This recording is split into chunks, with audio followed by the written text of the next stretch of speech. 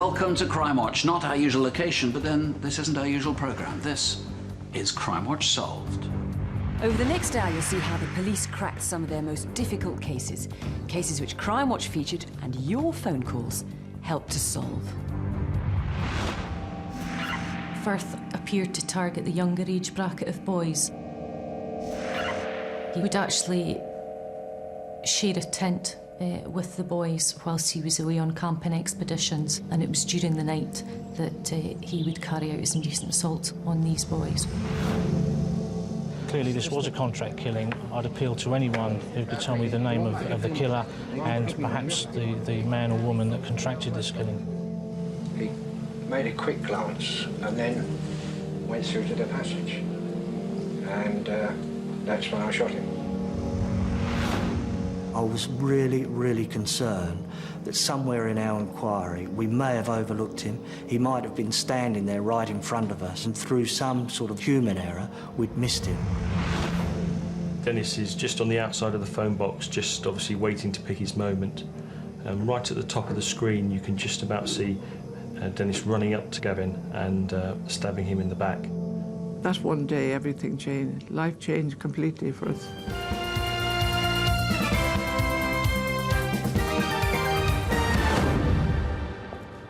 First tonight, the M25 rapist.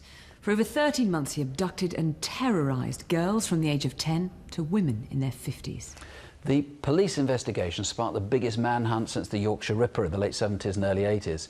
But while the Ripper hunt went on for years, the M25 rapist was caught in months, soon after an appeal on Crimewatch. The police had the benefit of cutting-edge forensics, DNA profiling, and a technology to make sense of huge numbers of leads. But, crucially, they had that call from a Crimewatch viewer.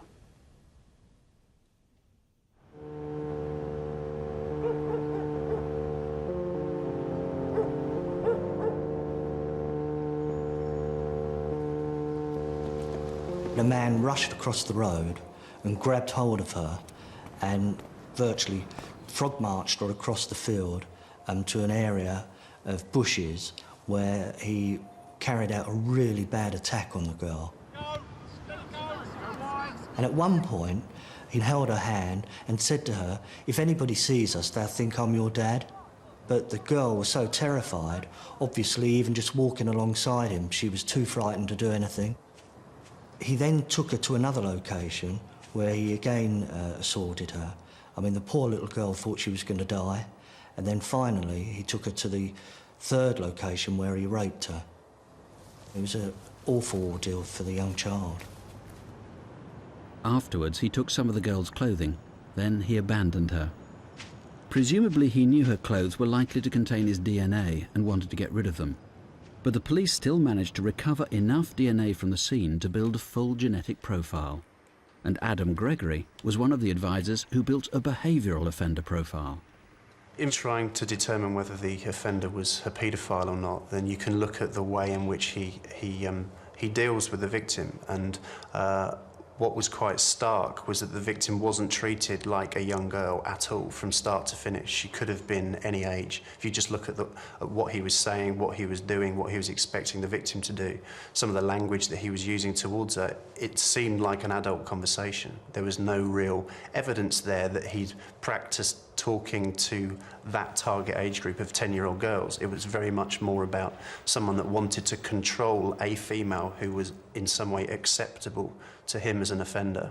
There was an expectation that he would have carried out previous sexual offences. We were just as confident that he would have carried out violent offences. We were very confident that he would have been known to police for something.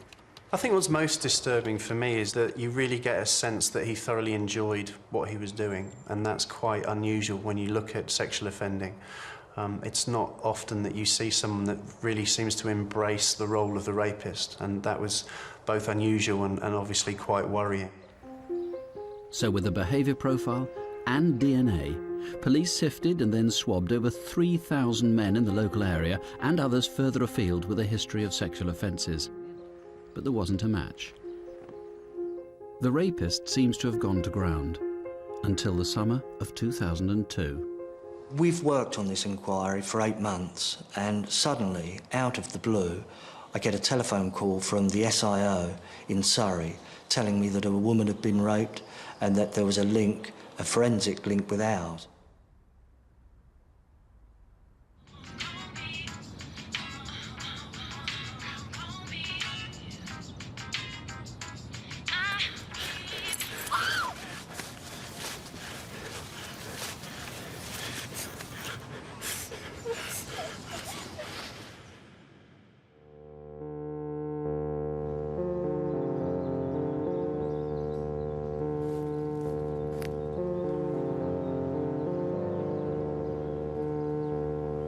Unbelievably, I mean, this man raped 2 women in one day, one in Surrey in the morning, and then in the afternoon goes on and rapes a second one.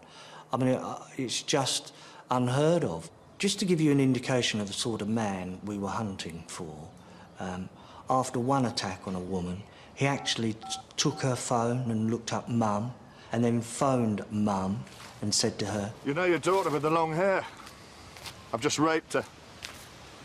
But you'll hear about that later."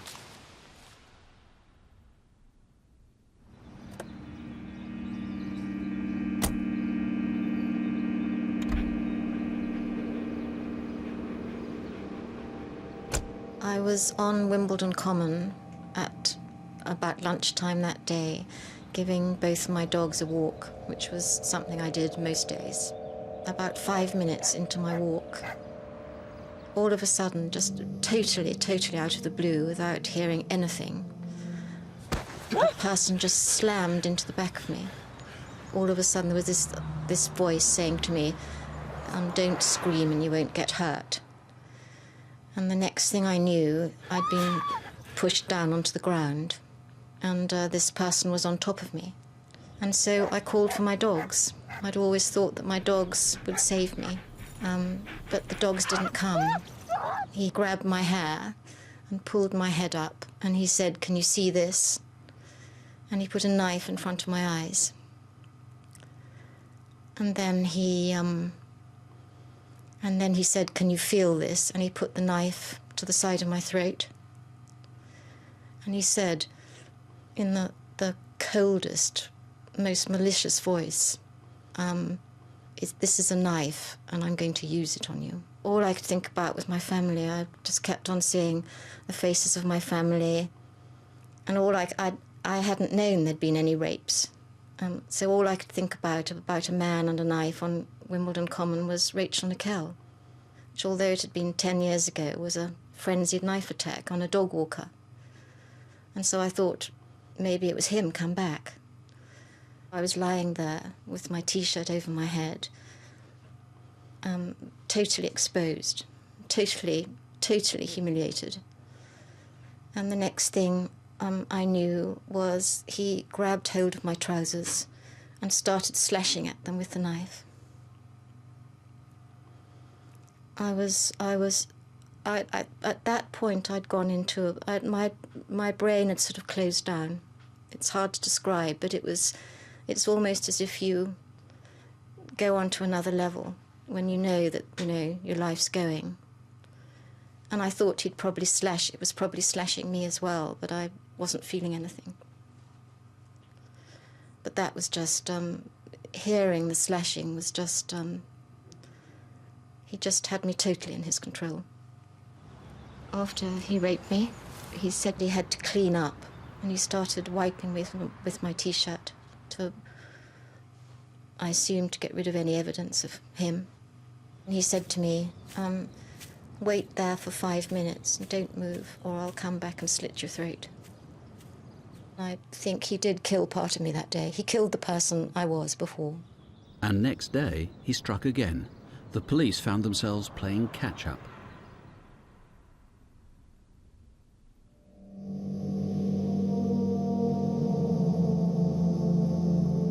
A 100 police from forces across southern England are searching for a serial rapist. In one case, he used the victim's mobile. He called her mother and told her he'd just raped her daughter. We were looking that he might strike anywhere in the country.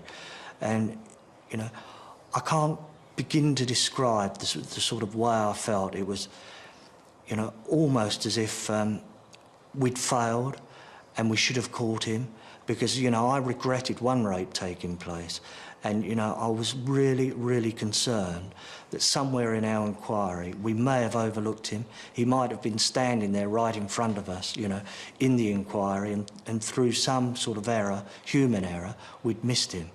You know, as the series of rapes developed, more and more forces became involved. We had 5 police forces from across the southeast. You know, it was an absolutely huge, huge manhunt. It's been reported that it's the biggest since the Yorkshire Ripper, and that definitely is the case. Now it was a multi-force investigation, and Assistant Chief Constable David Kelly took over all charge. Here's a case of a very dangerous offender. I want to be able to warn girls and women about this man. We knew he was about medium height. He spoke with what was described as a northern Geordie accent. He smelt of drink, he smelt of cigarettes. He had hands that were described as being tanned and leathery, so we thought we were dealing with some sort of outdoor worker. There were certain patterns to the way that he operated. For instance, he always attacked from behind. He would always choose the same sort of locations, and they were sort of areas of green between sort of built-up areas, if you like. From the nature of the attacks, it couldn't have been that he was just in the right place at the right time, or the wrong time for the victims. He had to have been there and waiting there for some time. He had to have chosen his areas of attack. Clearly, what we were looking for was somebody with unaccounted time. The rapist did indeed have time on his hands. The police didn't yet know it, but he was a railway worker whose job took him all over the southeast of England. What's more, he'd operate alone. He inspected train tracks and could clock on or off at any time and without anyone knowing. I think that he chose his locations, and then whoever came along into that location was a potential victim. So it was hugely frustrating, particularly knowing that he was going to attack again, or very much thinking that he was going to attack again, and it was going to be some other victim was going to have to suffer. And you know, whereas rape is a dreadful offence, you know, at any time, that rape of children as young as 10 years of age is, well, it just beggars belief. His next victim was another child. She was 13 years old and from Woking. He grabbed her from her bicycle and raped her. Then he raped a 14-year-old, but she managed to get a glimpse of his face. Police constructed an e-fit and came to Crimewatch, where we put the clues together and narrowed down the field. Tonight on Crimewatch, the latest clues on one of the country's most prolific serial rapists. The e-fit was the breakthrough. It produced hundreds of calls and new leads. One of them was from Kathy Sherwood. Both me and my husband was watching Crimewatch, and my husband said, "That's Anthony." Anthony was Anthony Imiela. He and his wife lived across the road from Kathy and her husband. The neighbours had become friends. Hi, Anthony. Hello. How are you doing, mate? All right? I'm all right. Who are you? I'm better now, thanks. It's all clear. Your job all right? Yeah. See you soon, mate. Take care. He seemed absolutely fine. He seemed a nice person in the beginning. Kathy had no reason to think there was anything strange about Anthony, until... Anthony came over one day, asked if he could borrow some tools for the car, and I said yes, of course. He was trying to get hold of me and trying to kiss me. What are you doing? Come on. No, what about Christine? Get off! I said to him, "What are you doing it for? Don't do it. Just please leave."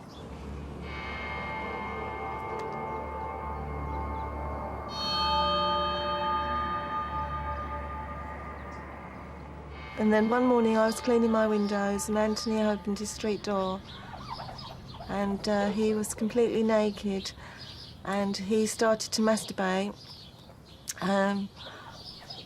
I didn't know what to do. I was absolutely shocked. I was kind of numb. I didn't know what to think. And then my telephone rang and he said that and for me not to tell Christine and not to tell my husband he was sick and he needed help.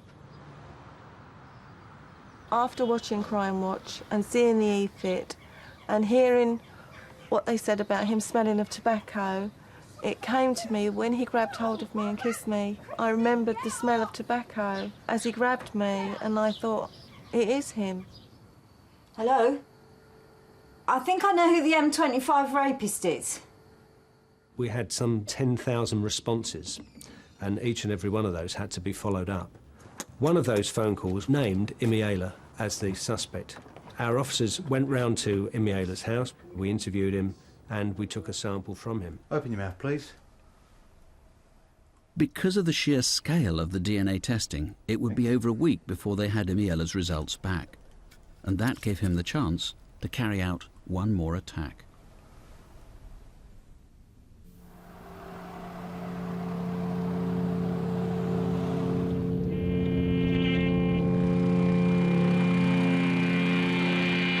Would you like a lift, love?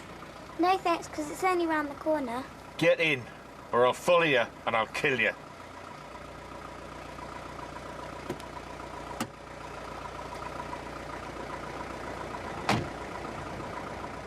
He was making comments to the young girl as, it's all right for you, you've got a family, you've got a life, mine's all over. I mean, that just shows the sort of contemptible way that he behaved. Let me go, please let me go. Shut up. If you tell anyone, I'll find you and kill you. Keeping her for 5 hours, knowing that within days he was going to be arrested, he still went on and did that. You know, it's pitiful.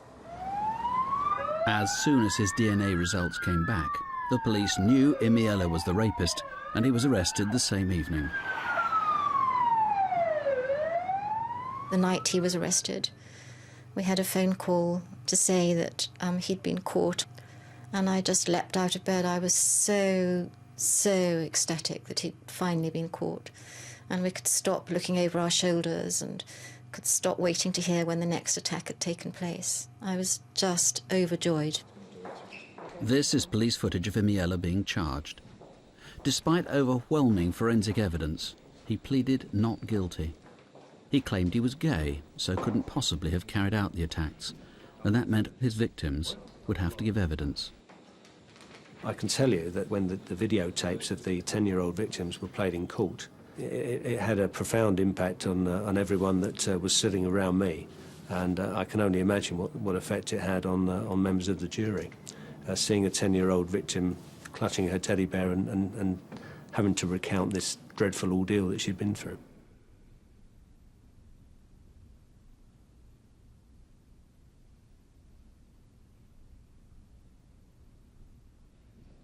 On the 4th of March 2004 at Maidstone Crown Court, Anthony Imiela was given 7 concurrent life sentences.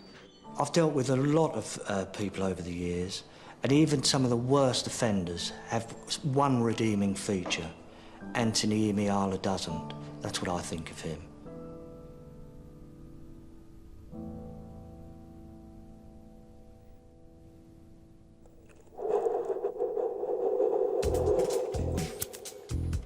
Dennis Chianta was a crack addict from North London.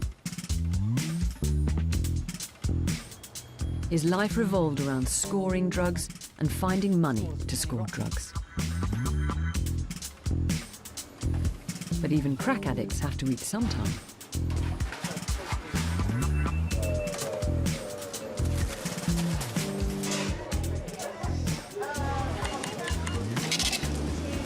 Cheeseburger, please. Oi, wait your turn. I've been queuing here for ages. Can I have a large Big Mac meal with a Coke? We're off. You coming? Yeah. In effect, what you've got is Gavin being served and the 2 girls coming in to leave the restaurant with him. And they all go out. And as they go out, there's eye contact between the 2 of them. And a shout comes up from Dennis. You should learn some manners. What are you talking about? There wasn't a queue. Yeah, there was, and you jumped it. Get lost, will you? Hey, you can't talk to me like that. But what exactly is your problem? And just at this point, you see the bag go down in front of him, and Dennis is challenged by Gavin as to whether he's going to produce a knife. No doubt he thinks better of it in a big public place. The girls break it up and Gavin goes to leave with the two girls, and he turns left down the Seven Sisters Road towards Finsbury Park. And at this point, Dennis, he's made an order, he's given money over, but doesn't wait for it through, just demands his change back. Give me my change. Come on, give me the change. He's angry at this point and then leaves and goes in the same direction. And here you see Gavin and the two girls walking up Seven Sisters Road in the direction of Finsbury Park. Yeah, and his mate Trevor. Oh, yeah. You know Trevor, don't you? I do. Dennis is just on the outside of the phone box, just obviously waiting to pick his moment. Right at the top of the screen, you can just about see Dennis running up to Gavin and stabbing him in the back.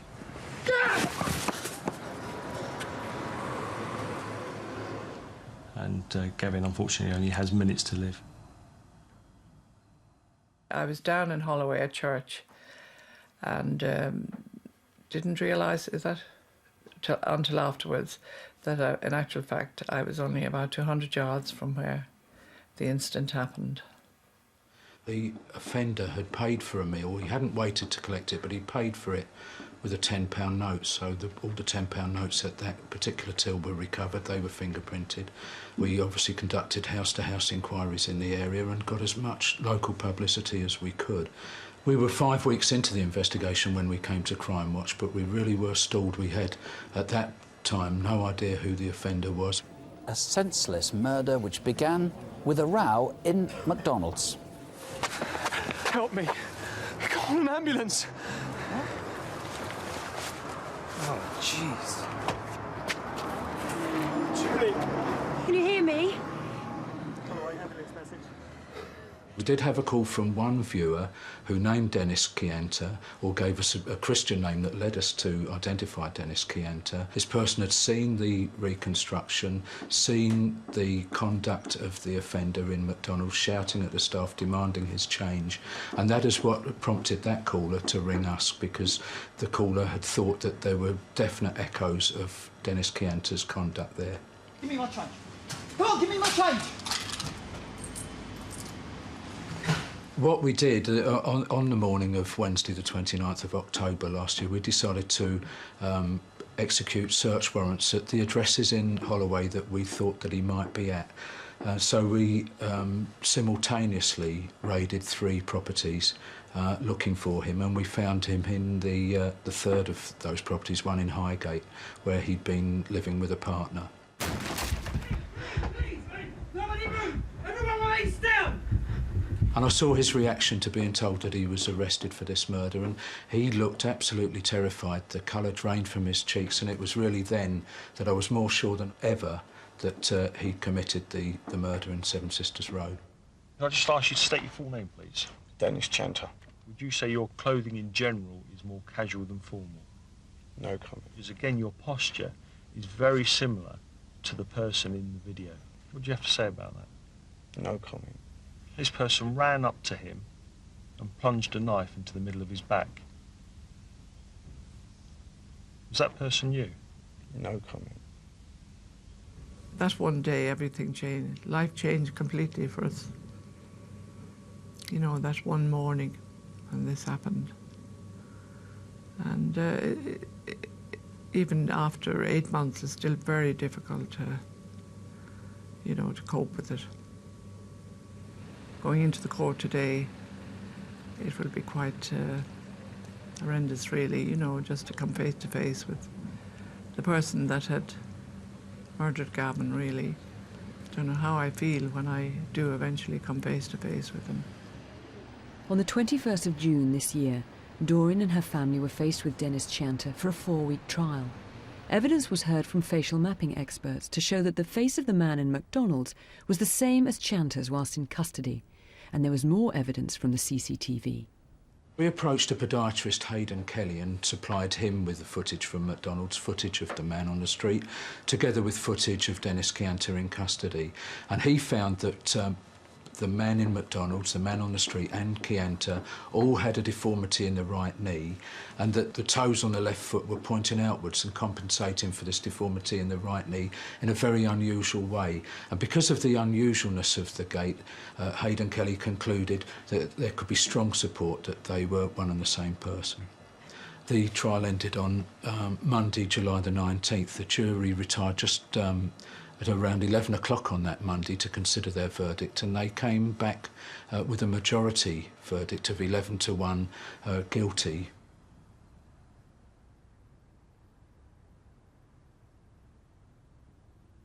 Chianta's reaction, certainly visibly shocked, uttered a few words about how he hadn't done it, but visibly shocked when he was, the jury came back with a guilty verdict.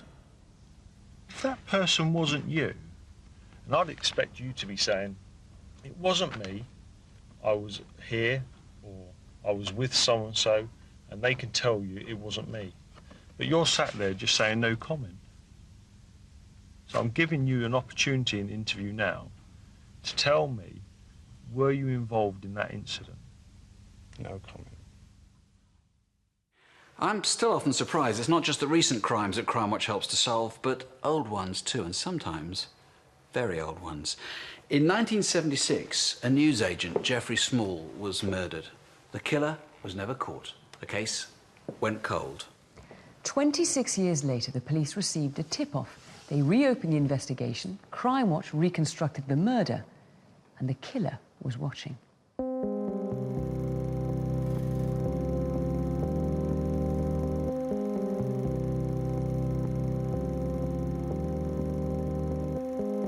My father was a very fun person. He was very good with kids. He was very good with my sister and I. We had very fond memories a couple of years before where we were very much together as a family. We had good holidays, very fun times, very fun times. Geoffrey Small was murdered nearly 28 years ago at his home behind his shop in Sutton, Surrey.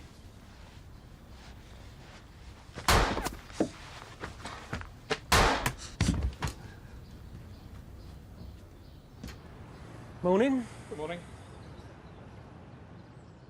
The copper who led the inquiry is now retired. He's Detective Superintendent Bevan Moss, and the case has always haunted him. It was a shocking scene that I encountered walking into the house because there was blood everywhere, all over the sink and the floor, and with Geoffrey Small's body lying there, just an ordinary shopkeeper having met his death in this fashion was appalling.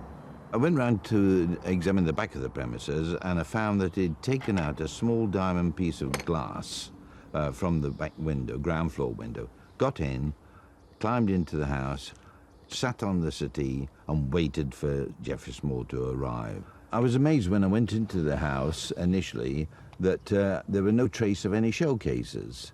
Although 7 bullets had been fired, these had been meticulously picked up, but he missed 2, which forensic found, lodged in the top of the cooker hood, which helped us to identify the weapon.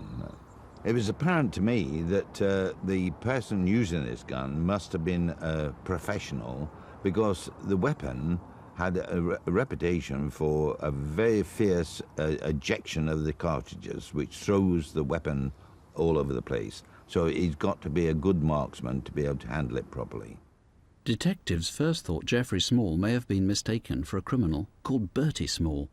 It was rumoured there was a contract out on Bertie Small because he'd informed on several villains. Packet of embassy, yeah? Yeah, fine, sir.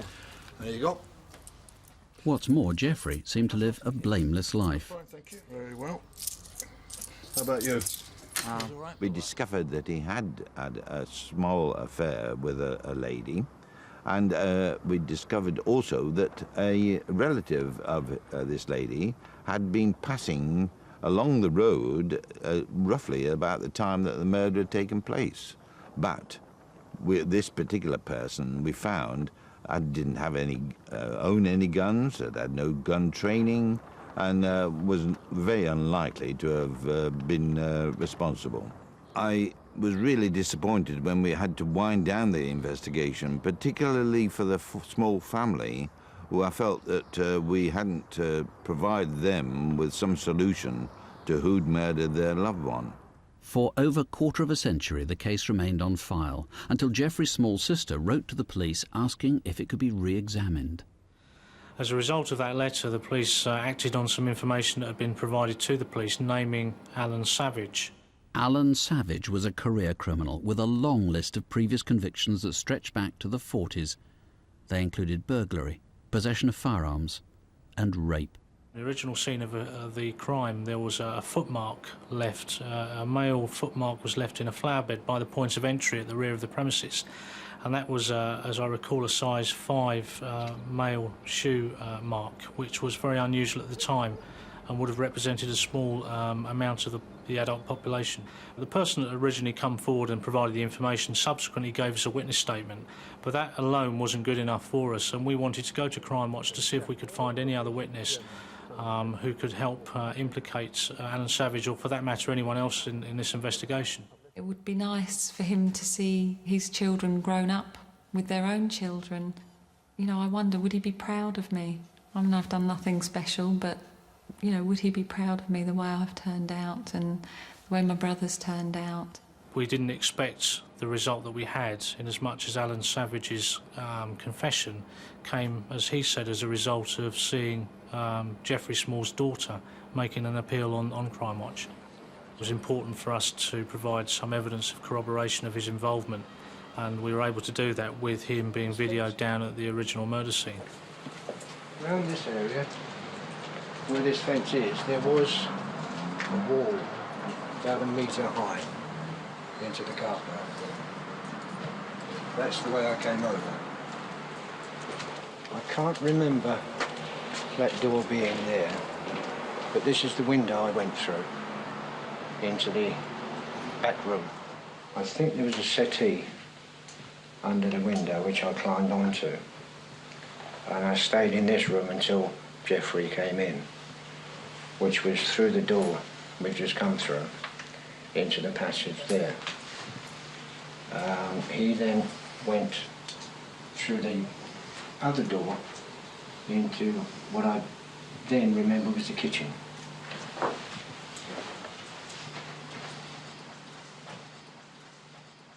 Jeffrey was in the middle of the kitchen, and he put his bag down on the floor, and then he must have heard me coming through the door.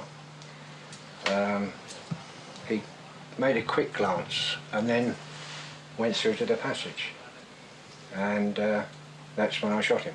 And the price he was paid for Jeffrey's life? £700. Initially, Alan Savage had provided information and evidence implicating the man that had paid him to carry this offence out. By now, Alan Savage was in his 70s, physically ill, an elderly man. He'd already pleaded guilty to the offence himself. Although he'd implicated another individual, I don't think he wanted the trauma of going through, giving evidence at court, and any implications that might have for him in the future. Alan Savage suffers from terminal cancer and knows he'll die in jail, but it looks like he'll carry a terrible secret to his grave. It's nearly 28 years now, and the pain doesn't go away because we have no resolution. We have a man who's admitted that he shot my father, and he admitted he did it for money, but he has been unwilling to testify against the contractor, who really is the real killer. The gunman was very much like the gun. He was a tool. He didn't know us. He didn't know our father. He just did it because he was paid to do it. But the real reason my father is dead is because of the man who's still walking the streets. We obviously know who's responsible to this. So do the police. So we are just looking as a family for those people that do know. They could bring this to an end. They should look at their loyalties.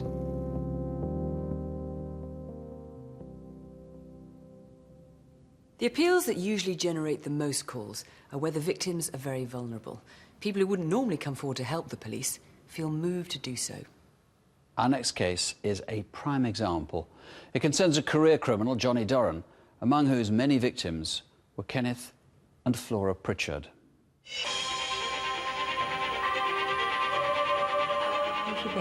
Thank you. For Ken and Flora, it was a normal day. Flora had been out to the shops, she'd put a bet on at the bookies for Ken, and she'd come back home and made Ken some lunch, a sandwich. And actually, when the doorbell rang, they were watching the racing on the television. They're under starters' orders. They're off. Man and a quarter in front of them. Junique perhaps a little bit slower than the others to stride away. Roger and Man taking a fierce hold early on. Cat campaign Silver towards the stand side. You from the council? Yeah, I've come about the dam. Well, I never looked to see whether he'd got a badge on, you know. It was all on the spur of the moment. I says, oh, come in. Come in. The distraction burglary was carried out by two men. The taller one left the door slightly ajar so the smaller man and the leader of the gang, Johnny Doran, could slip in unnoticed. Hid some of the things out the cupboard. He started getting a few things out of the cupboard, and he went to a cupboard on the wall, and as soon as he touched this tin, I said to him, "You're not a council worker." Ken was being burgled. The taller of the two offenders set about Ken and pushed him around and slapped him. Ken was trying to protect Flora. Johnny Doran collected the money from his accomplice, then searched the flat for more while the taller man stayed in the living room. Flora managed to get to the window and tried to scream out of the window, and that really upset the two of them. He kept me in my chair. I was trying to get out all the while because he told me to keep quiet, and I wouldn't. He said, "You're going to keep quiet?" I said, "No, I'm not." I went parched, you know, my lips, and I said, "Oh, I want to drink." And I thought, oh, perhaps if I can get out this chair, you know, and go in the kitchen, I could make a dash like for the door. I want a drink of water. He fetched the water, this one, and he got his hand covered. Can you give me £20? No, I can't. You've got it all. The second offender made a search of all the rooms in the flat, and then he emerged from the bathroom and started threatening Flora, and in fact he threatened to gag her.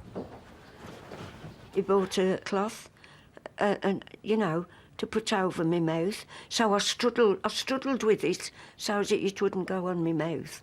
And then the other one, he got a pink cloth in his hand. I'm sure it was pink. He said to me, "Shall I wipe your face?" I said, "Don't you touch me."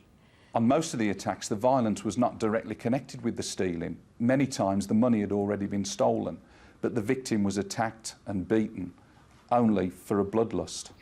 Oh, leave me alone!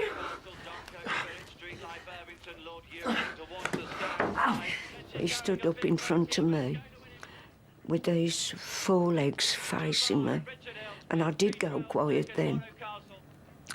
And I thought, oh dear, what's he going to do to me? Say goodbye to her, Ken. Having stolen cash from all over the flat, suddenly they ran out of the living room. Ken and Flora weren't aware that they'd actually taken their keys, and they locked them in on the way out and disappeared. And then Ken says, "Found the police, Flo." And I found the police, and when I turned round, I'd heard this bump, you know. And I saw Ken. He was on his knees, in between the table and the chair, and his head was resting by the wall, you know. So I pulled his head away from the wall, and I said, "Ken, are you all right?" I said it twice, and he didn't answer. And then the police came, and the paramedics, and the policeman took me over to a neighbour and made me a mug of tea. And then a policewoman came in to me. I says, "No." I says, "It's not true." I says, "Oh dear, what am I going to do without him?" One of the early thrusts of the investigation was to identify the other attacks that this team of men were responsible for. And that is simply a question of networking, by going back through records locally, then regionally, and then at a national level. It's the signature behaviours in attacks like this, the things that the offenders do and say, that give the game away, that enable us to draw up a picture, a map of all the offences they've committed. We discovered that this team used a number of techniques. 2 or 3 of the victims certainly were followed home. They were simply seen in the street, probably presented themselves as frail individuals, and were followed to their door. We investigated 20 or more robberies, and they all took place in the Midlands: Warwickshire, Leicestershire, Derbyshire, Nottinghamshire, the West Midlands itself. The team would concentrate on one area, carry out a series of attacks, then move on to a fresh location. By using a criminal profiler and studying their signature behaviour, the police came to the conclusion the men responsible were travellers. Traditionally, it's been very difficult for the police to penetrate the travelling community and get assistance in investigations like this. We felt the best way, probably the only way, to get a meaningful response from the travelling community was to approach Crimewatch, so that we could broadcast, and those individuals within the travelling community that wanted to give assistance could contact the police discreetly. The thing is, Clive, about these 2 men, they're not just cruel, they're cowards, aren't they? And you think they might have committed, what, as many as 9 similar burglaries? Johnny Doran was named by 4 different travellers, but now the police had to find him. We had to develop a detailed family tree of the Doran family to begin to have an understanding of where he might be. We had to research the migratory patterns of the travelling community, and there is some predictability there. And we were confident after the broadcast that they were in the northwest corner of England. That's where we started looking, Manchester and Liverpool. Johnny Doran was born and raised within the travelling community. He was essentially feral, living entirely on his wits and the proceeds of his crimes. And every few months he'd move on to avoid detection. And it's quite clear that when he was a boy, he was recruited by criminals, practising at that time this type of offence. And he learned the trade, grew up into an adult and became the team leader. And not only that, developed beyond just stealing and moved into violence. The police eventually tracked him to Manchester, where he was arrested. He was a skilled liar, and he spent the first 48 hours in police custody actually trying to convince us he was somebody else entirely. He's never given us an indication who his accomplice might be, and he showed no remorse for the attacks either whilst he was being interviewed by detectives or indeed when he was sentenced at court.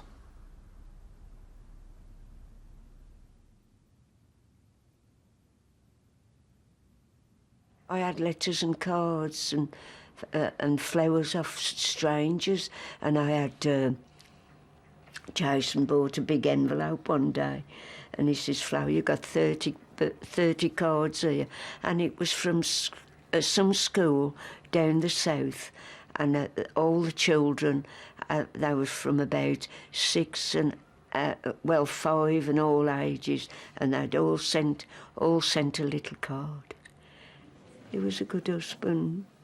50 years we'd have been married.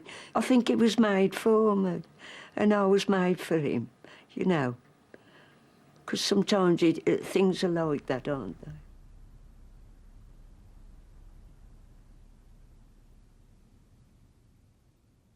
Now to someone who has been caught, and for terrible crimes.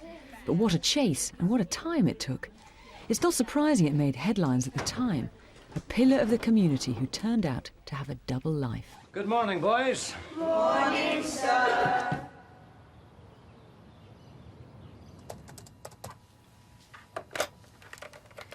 Hello, Community Protection and Investigation Unit. DS Leanne Davidson speaking.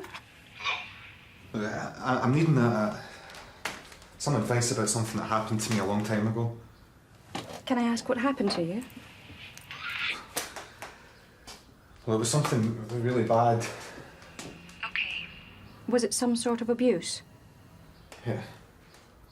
It was extremely difficult for him. The man was very distressed.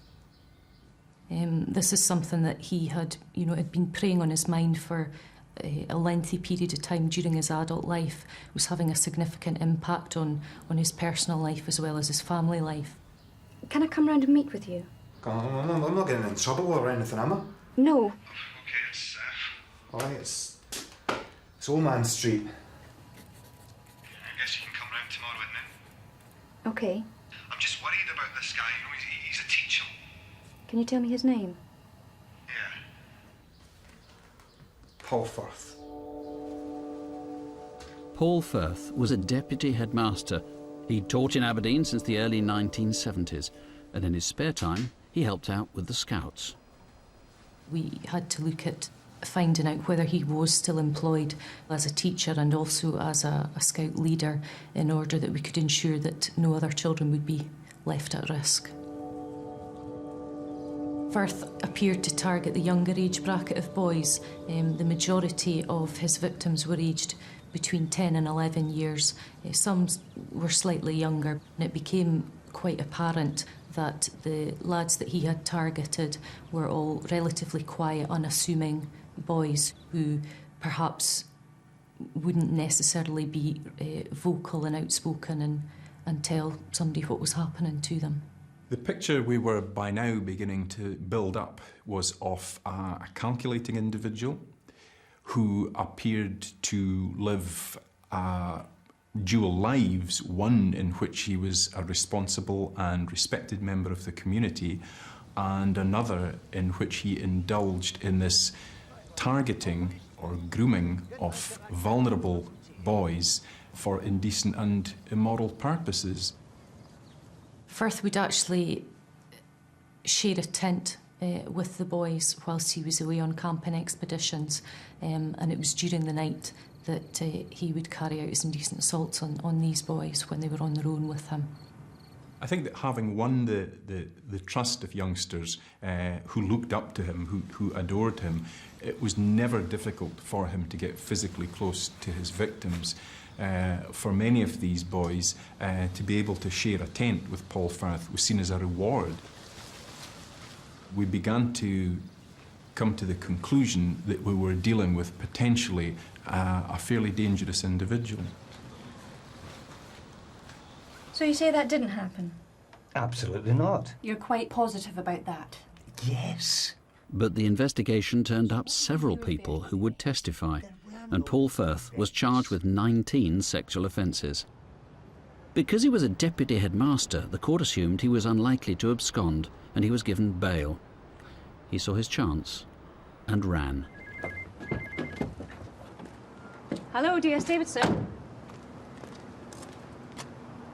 Thanks. Firth disappeared. I don't believe this. As we carried out more and more investigation into where Paul Firth had gone, it became apparent that he'd sold his house. It became apparent that he may well have left the UK in his boat, and that boat was well fitted out with some sophisticated navigating equipment, which could take him quite a long distance away from the UK, and obviously a long distance away from UK justice, which I think was the most important priority for Paul Firth. The police had no idea where he was. Interpol had been alerted, but there were no sightings. In fact, he'd fled to northern Morocco, to the port of Tangier.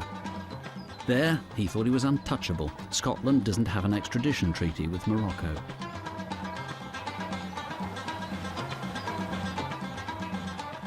While in Tangier, Firth lived off the £80,000 sale of his Scottish home. He also made money teaching English to local boys.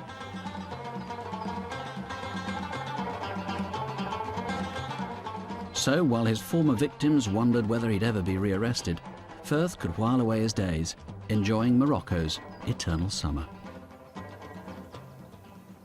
Maybe we can widen the search for Firth. Although Crimewatch obviously wasn't quite the last throw of the dice, we really were pinning an awful lot on a response. Look familiar. Paul Firth used to be a teacher and a Scout leader, but now he's wanted for sexual offences against children. And that one response was just exactly what we were looking for. He could be living on his yacht, which is called Ramallo. A couple from Edinburgh told us that they had actually met Paul Firth, described an encounter with him in the port of Tangier in Morocco. And from their description of Paul Firth, it was pretty obvious to us that this was a genuine sighting. They specifically mentioned the yacht Romalo, and that absolutely clinched it. There was a great deal of elation that we had eventually located where he'd actually fled to. That was tempered by the fact that we knew it would be a difficult job getting him back to this country to face justice. Living on his boat, safe from extradition, Paul Firth seemed beyond the reach of justice, a world away from all the victims he'd left behind in Aberdeen. They had the awful job of having to wait for 3 years to find out whether Firth was going to be found and whether he was going to be brought back to face justice for what he'd done. If he chose to do so, he could have hidden in Tangier forever or sailed away into obscurity. But his very freedom was his undoing. He started taking trips, and some of them went into Spanish waters off the North African enclave of Ceuta. And while in Spanish territory, he had to show his passport. Hola, senor. Hola. A check was carried out on him, and the Spanish authorities realised that they were in actual fact dealing with a fugitive from Scottish justice and that he was a wanted man. Firth was arrested and held by the Spanish while Grampian police prepared his extradition papers. But the Spanish statute of limitations only allowed Firth to be extradited on the two most recent offences. I had a concern that this whole case was sending out a message to some people that if you want to escape justice in the northeast of Scotland or anywhere else in the UK for that matter, all you need to do is leave the country and lie low for a little while and you're home and dry. I think what this proved quite conclusively is that we will never give up. It took 12 months, but eventually he was handed over at the cells in Madrid airport. Hello, Firth. Nice to see you again. How are you doing? Fine, fine. I'm sorry for all the trouble I've put you through. I just needed to get away to decide what I was going to do. I'm sure when we get back to Scotland, I can sort all this out. Okay. Time to go. His behaviour hadn't changed at all. He was still very much arrogant, extremely condescending. He didn't seem at all concerned that he was about to be returned to Scotland to face trial for the crimes that he'd allegedly committed. I saw Paul Firth the day after he was taken back from Madrid to Aberdeen. Hello, Mr. Firth. I'm Chief Inspector Harry Thorburn. Oh, you took your time to find me. I don't think you were really trying, were you? Really? Well, I won't be in custody much longer. I understand you've been in Morocco. I began to realise what many of the victims had told us about his aloofness, his complete disregard for the feelings of other people, his ability on the one hand to be very charming, but with not one shred of remorse or feeling for victims. In fact, very much the impression that we'd got the wrong man.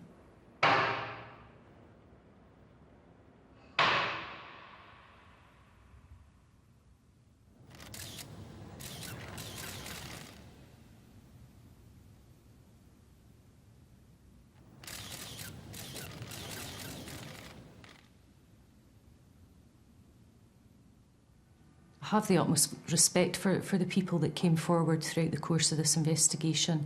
It was an extremely brave thing for them to do, very traumatic for them. However, without their assistance and strength of character, we would not have been able to secure a conviction for Firth, and he may still be at large, abusing children. And our thoughts are with the men who weren't allowed to give evidence in court. But over the years, your calls have helped the police lock up 52 sex offenders. Next month, on the 21st of September, you'll have the chance to solve more crimes. But remember the sort of cases that we feature tonight, especially attacks by strangers. They get publicity, they get our attention because, thankfully, they are very rare. So don't have nightmares, do sleep well. Good night. Good night.